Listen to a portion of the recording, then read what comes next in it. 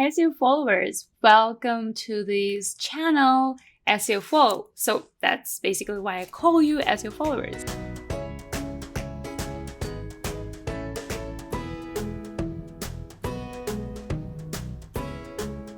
And today I'm going to talk about a very interesting topic, which is partly technical, partly not technical, but mostly technical, to be honest. But it's all about how you migrate a website from one content management system to another.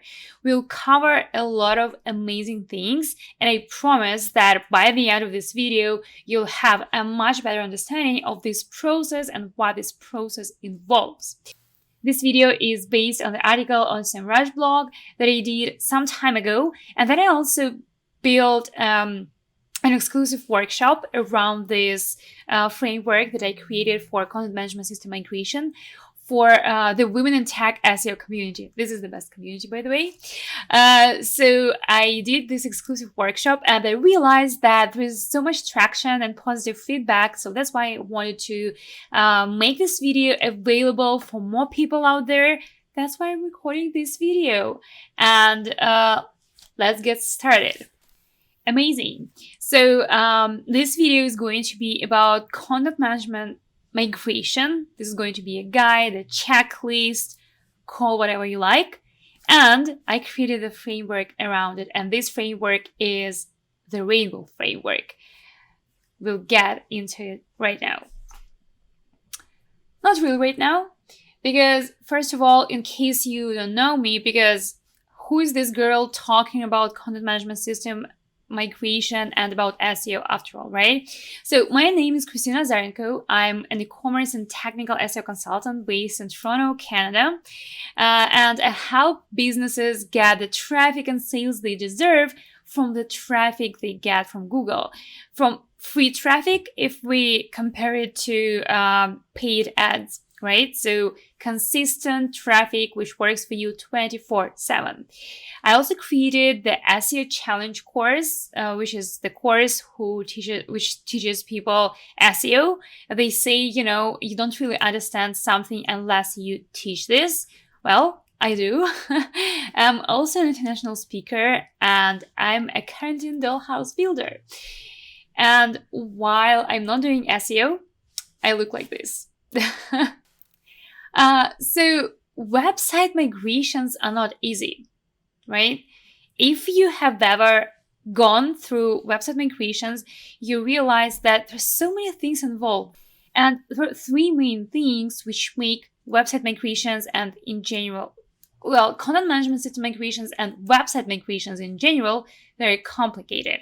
First of all, is the technology used. Again, content management system, different frameworks. The second reason is that there are many details that you need to check before the migration, during the migration, and after the migration. We are going to cover all of them in this video.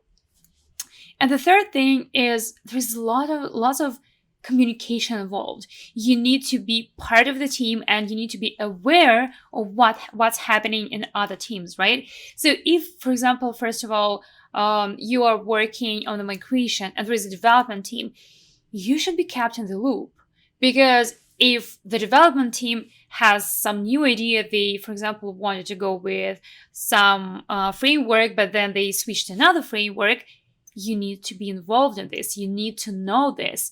And the same applies to all the stakeholders. In general, everybody should know what's going on. This is really important because as an SEO, you're never like an island. You want to make sure that you communicate with people in your in other teams, and people from other teams communicate with you. And it's very, very important when it comes to any website migration. There are different types of migrations. They include, for example, moving from HTTP to HTTPS, moving from a subdomain to a subfolder or vice versa, moving from one domain to another, or moving from one content management system to a different content management system. And today, as I promised, we are going to talk about CMS migrations. They are similar in general to all the different types of migrations, but there are also some specific things which differentiate this particular type of migrations. That's why I wanted to cover specifically it in this video. First of all, when you think about switching your content management system, it's not something that you wake up in the morning and think, yeah, we should do this. It really involves lots of thought before actually doing this, right? And there are not many possible reasons why you want to migrate a CMS. And I could remember only 2 of them. I worked with many clients, but these 2 of them were really valid reasons to switch a CMS. First of all is that, for example, you need more flexibility to account for the business growth. Sometimes a company starts, for example, an e-commerce store starts as a small website, and they don't really need lots of customization. They don't really need lots of features. So you can't think about all the features that you can possibly need in 10 years.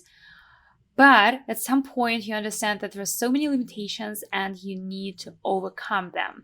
So this is a good idea. In this case, this might be a good idea to migrate to a new content management system, which accounts for this growth. The second reason is that if you are, as a business, is dependable on a third party to manage your content management system, you might migrate as well. Because I find in some situations that people are just caught because any minor change on their website costs them lots of money and also takes lots of time because they depend on a third party company which does it for them.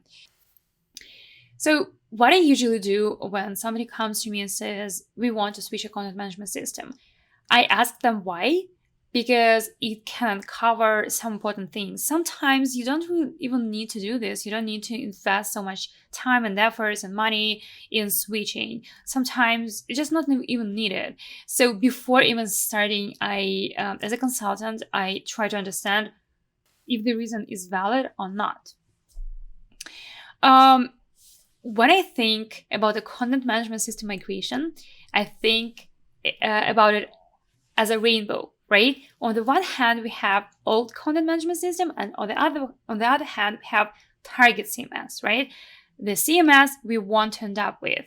And the rainbow is like a bridge which connects to content management systems. And unless you have all the bows together transferred properly, you can't actually make sure that you migrate everything in the right way. So you need to really understand how all these bows are working and which content, which pieces you need to put together in order to migrate to the target CMS properly. And don't worry, I'm going to cover all these bows in a second. But before coming to this, I want to make sure that we talk about such an important thing like what are the main issues that company, that website might face when they are migrating a content management system. Because as I said, there are specific things which are different for this specific type of migrations versus just changing a domain name, right? And everything stays the same. So the main issues are the following. First of all, you can face that you are unable to keep the old URL structure. For example, in Magento, there is no products path in the product URL by default. So, and in Shopify, there is such a path, right? So if you want to migrate from Shopify to Magento, you will either need to remove this path or you will need to come up with customizations that will help you to maintain the old URL structure in your Magento. And this is important to know before you even start, like before you start the actual migration, you need to gather all this information. The second thing might be different templates or rules for generating meta tags and H1 tags. For example, HubSpot doesn't allow having different H1 and title tags. They are combined, so you can't actually customize them. But it's not only about HubSpot. It's another example can be an e-commerce website which has specific templates for title tags, for example, based on specific variables. For example, you have a variable color, size, and product type. So your title tag is generated based on this, and you have, for example, color in your title tag, because this is a variable which is included in your title tag template. And if you're migrating to another system, you should account for this, because there might not be default templates like these. You should find a way how to achieve the same results, like how to have this color or size of the product in the title tag. That's what actually makes content management system migration harder than any other migration. The next issue that you might face when you're migrating from one content management system to another is different approach to the service files. Those files which are really important for SEO, such as robots.txt or XML sitemap. For example, in Shopify, you can't really change them. Many years ago, when I first found this out, I couldn't believe this. I Googled and I'm like, really? Yeah, and that's correct. You can't change it. So when you're migrating to Shopify, there is no point in asking developers to change robots.txt, to set up, like to add other additional lines there, because they won't be able to do this. And instead of just coming across as a person who doesn't know this, again, you should gather this information and realize the potential limitations before you even start making any recommendations. The next potential issue is structured data. For example, in WordPress, there are so many different plugins, but if you're migrating to another system from WordPress, the same plugins are not available. So you need the ways to transfer the structured data to the new content management system. One more thing is, in general, flexibility. When you work with some content management system for some time, you might have some customizations. You might have an ability, for example, to set canonicals in a particular way, rules for setting up canonicals automatically, or you have rules for meta robots or any other customizations. You should also understand, like have a list of all these customizations to make sure that they are transferred to the new CMS. And last but not least, in the list of the potential issues that you can face while moving to another CMS is analytics, tracking, and other tracking codes.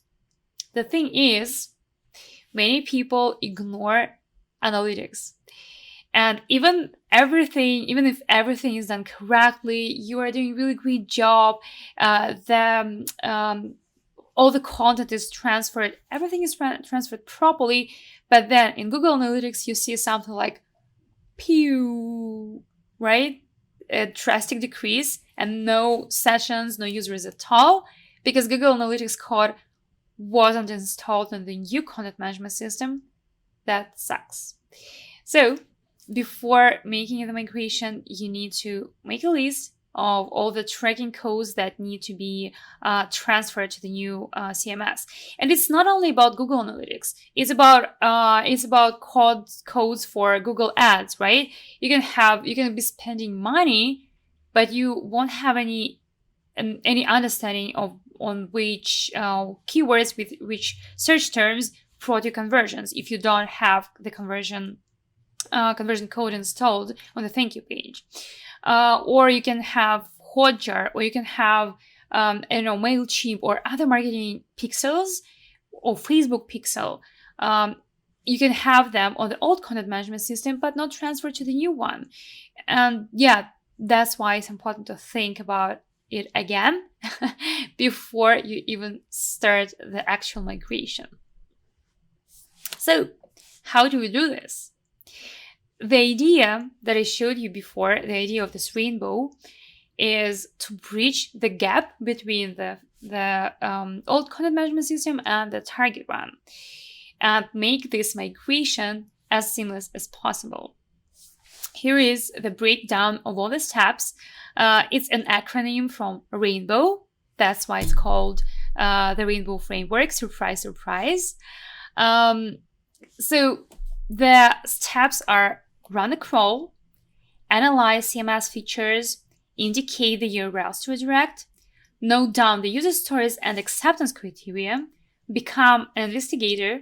Once it's done, and when it's over, it's not over. I'm going to cover each of these steps. Guess when? Right now. So the first step is the R step, which is run a crawl. Why do you need to do this? First of all, you need to understand the scope. Are there 10 pages or 10,000 pages? You need to understand this because the number of pages influences the process and the time you need to come up with everything a lot. So in order to understand the scope, you need to run a crawl. Secondly, you need to also find all the technical issues which the old content management system or the website on the old content management system has, in order not to transfer them to the new CMS. And you also want to save all the raw data for future references. What I mean by that is having a backup. And if you are not the one who does this backup, you need to make sure that the developers have this backup. Because, oh my God, I can't even explain enough how important it is to have a backup. Even my site has been saved a lot of times by just having a backup. So please do have a backup.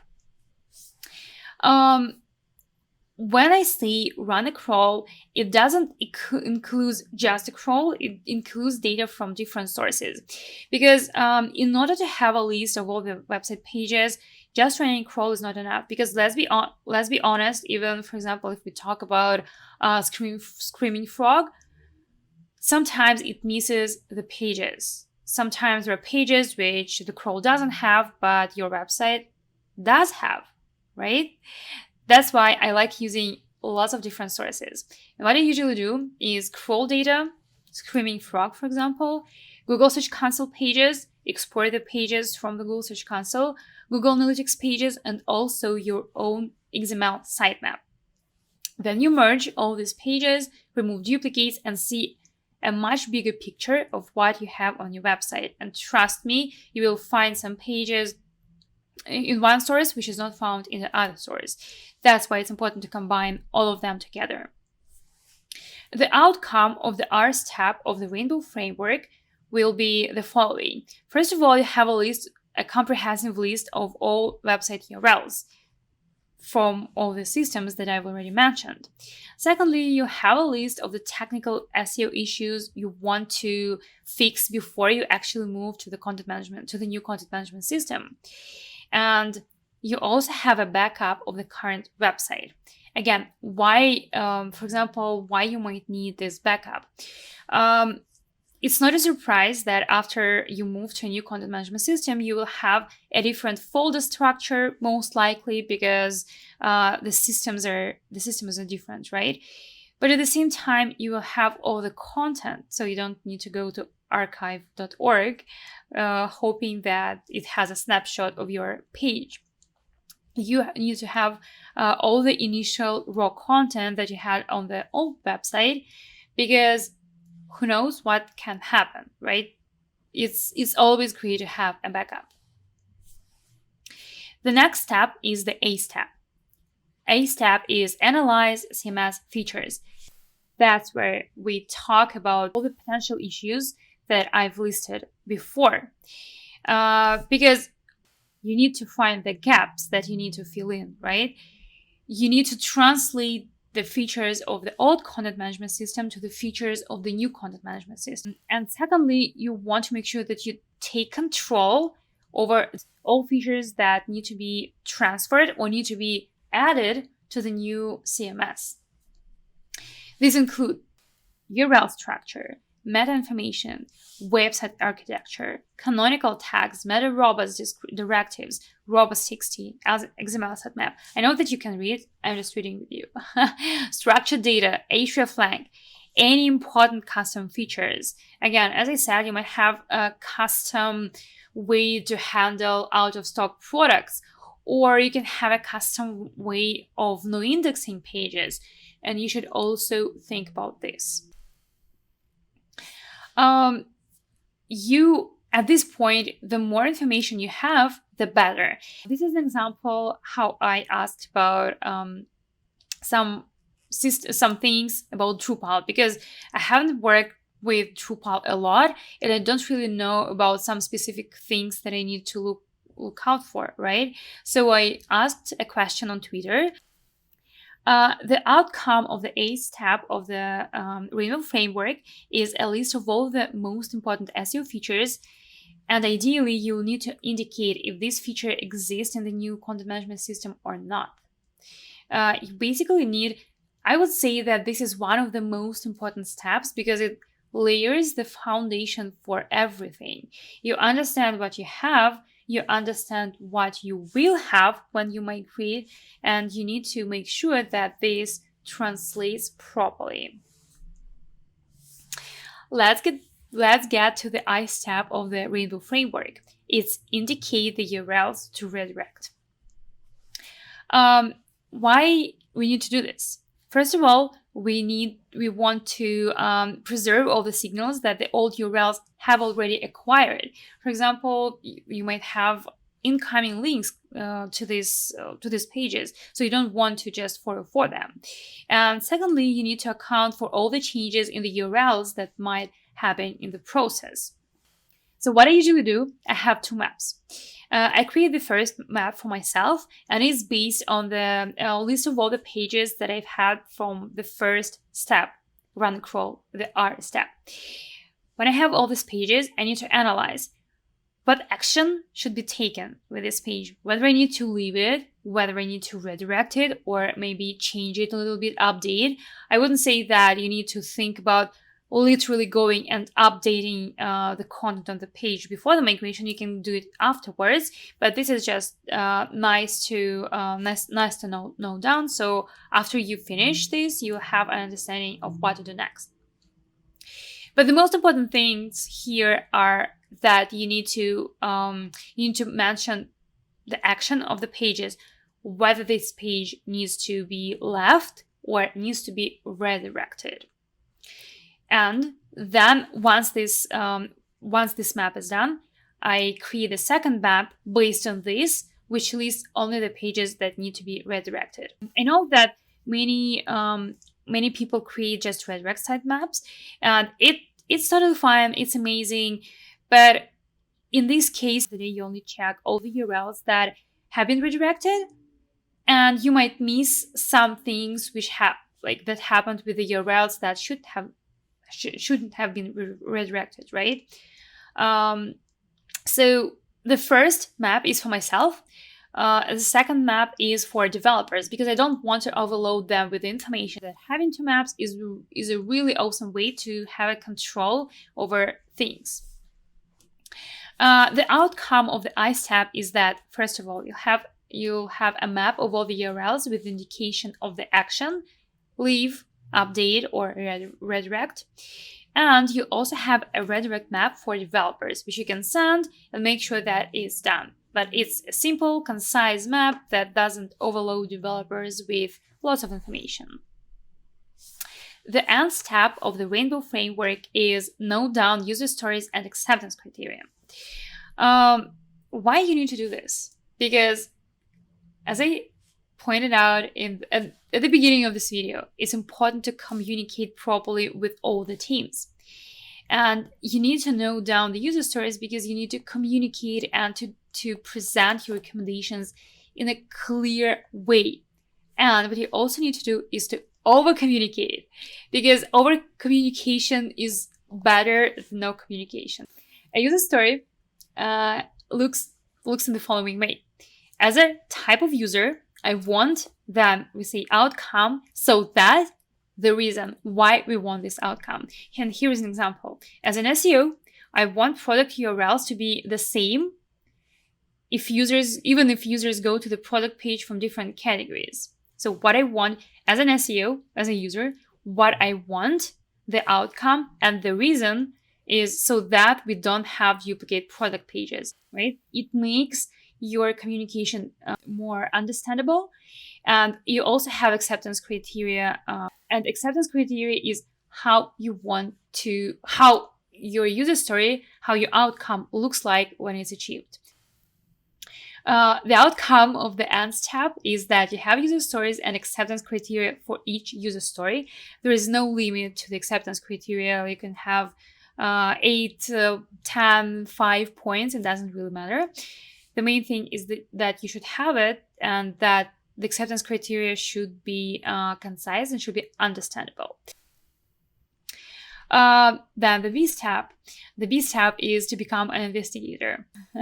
We as SEOs love doing it. We love looking and finding new things, new potential issues that can appear, right? So that's one of the best steps of the framework. What you need to do in order to make sure that you have this B step properly. You need to test UAT or staging environment against your defined user stories and acceptance criteria. So before a website goes live, you need to test everything. That's really important.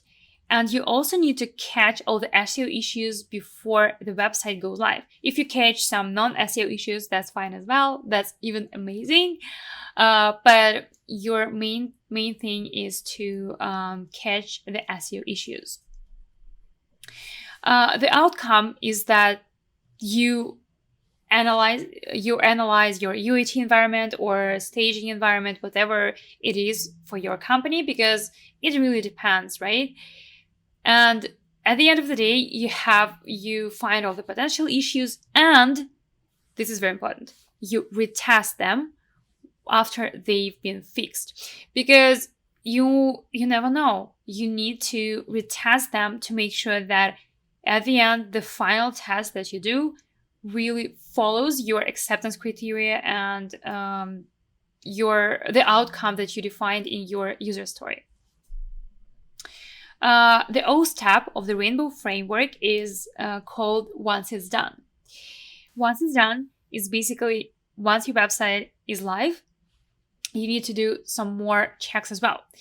Why you need to do this? You need to quickly spot any issues, and you need to timely resolve them before they cause any decrease in visibility or in traffic. What you need to check? You need to check the redirects, and it's fairly easy to do in the list mode in Screaming Frog. You can see the link to the post on their blog, which explains how to do this. But trust me, it's really easy. What I also wanted to mention here when it comes to the redirects, sometimes it's not really possible to test them before the website goes live. But if it is, I've had situations when it was possible. If it is possible to test redirects before, test them before and after. That's one of the things that I wanted to point out here as well. You also need to check robust.txt and meta-robust to make sure that the website is not disallowed from crawling and that the indexing is allowed, because if the staging website becomes the live website, the staging website could have had something like meta-robust no follow, no index, no follow across the whole website, and you don't want this to happen when you go live. Then you also need to check tracking codes and make an annotation in Google Analytics. What I find really amazing and really easy to do is to leave some breadcrumbs for myself or for other people who are going to work with this client afterwards. Because 2 years later, you can go to Google Analytics and think, oh my God, what happened there? Why our traffic changed or something. Then you see this amazing annotation that gives you a clue what happened at this point. And you are so thankful to yourself or some person who created this annotation. It gives, again, it helps to communicate with people and with yourself in the future. So please do this. I also found this amazing post by Glenn Gabe, which talks about 8 immediate SEO checks after a CMS migration. I mentioned most of them, but if you want to check out this post, check it out. The link is here. The outcome of the O step is that you're sure that all the information was transferred properly from the old CMS to the new CMS, and that the website on the new CMS is SEO healthy. The last step of the rainbow framework is the W step, which stands for when it's over, it's not over. And you might guess what it means. You need to spot any traffic decrease if they happen, and you just need to understand that it takes time to evaluate all the signals that your new website has. On one of the Google Webmaster Hangout sessions, John Mueller from Google said that it takes Google a significant amount of time to pick up a website migration if it involved changing the URLs and redesign and many other things. Because after all, it's like a new website for Google. Yeah, you have the same domain, you have the same authority of the domain, but the rest is different. So Google needs, it just makes sense. Google needs to evaluate this to make sure that, okay, so I understand that this is the same website. And also, is it better? Is it worse? What has changed? And all this stuff. It just takes time. So it's okay if you have some decrease, not drastic decrease, but some decrease for a period like 2 weeks, for example. The outcome of the W step is that you have peace of mind, you're sure that everything is done correctly, you spotted all the possible minor and bigger SEO issues and fix them. Here's an example of how a huge file, this is just part of this file, but how a huge file looked for one of my clients. I put together different user stories when they were migrating to a new content management system. And as you can see, they included URL structure, what we were talking about, URL consistency, URL mapping, basically the redirects that they need to do, canonical tags, internal linking, meta-robots directives, etc. So everything that is important when you transfer from the old content management system to a new content management system. Just to sum it up, we are almost done.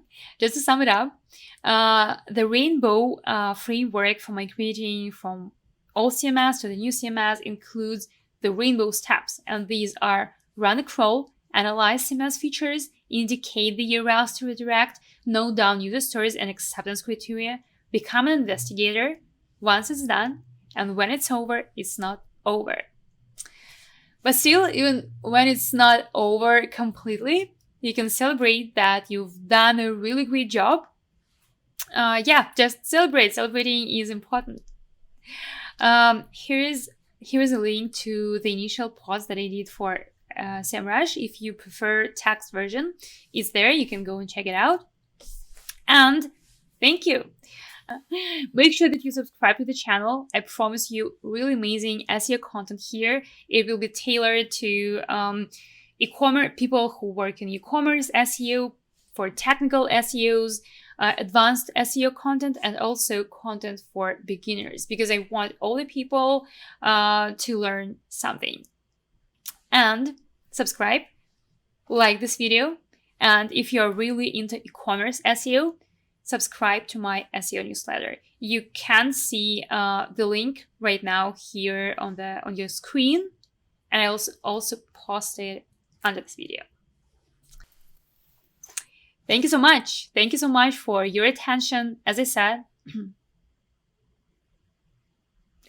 subscribe to this channel, and we'll see you in the next video. SEO Followers.